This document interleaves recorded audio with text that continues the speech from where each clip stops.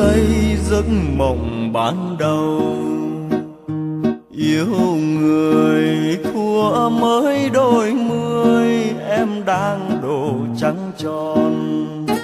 Từng ngày qua phố áo em trắng cả đường về. Lá thư ướp mong học trò, mối tình xanh như khúc hát.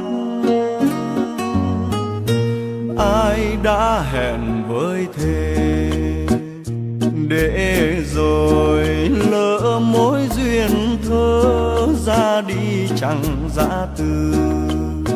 Ngày em thấy áo hoa pháo đỏ rượu nồng, có ai nát cả cõi lòng. Đừng nhìn em bước bên chồng. 20 năm cuộc mộng dở dang, khát sau bóng nàng lắng trong cung đàn. Em giờ ở đâu hẳn vui duyên mới.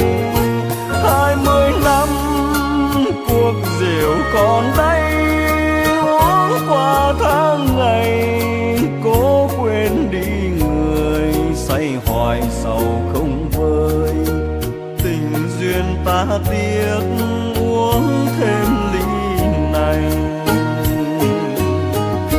Ôm giấc mộng lỡ làng, những chiều lắng tiếng mưa rơi. Đêm say chờ trắng tan, từng thu thấy lá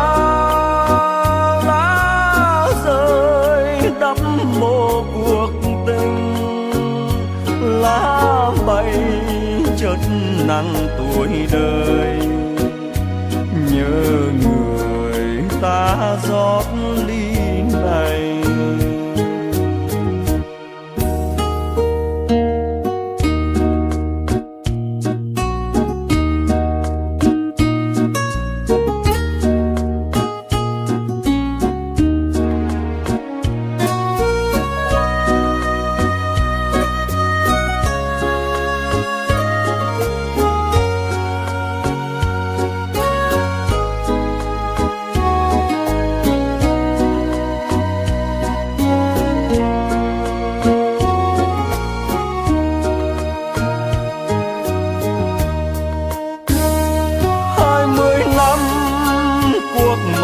Dở dang khát sau bóng nàng lắng trong cung đàn.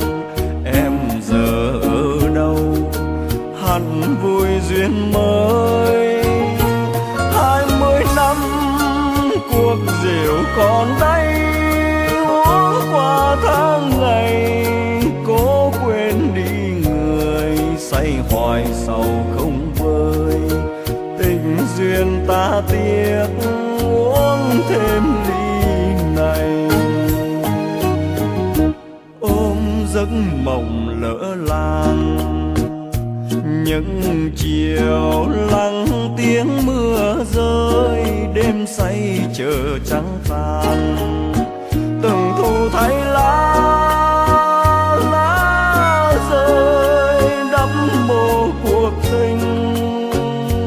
Lá bay chất nặng tuổi đời, nhớ người ta rót ly này.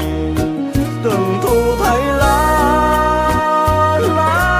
rơi đắm mồ cuộc tình. Lá bay chất nặng tuổi đời, nhớ người ta rót ly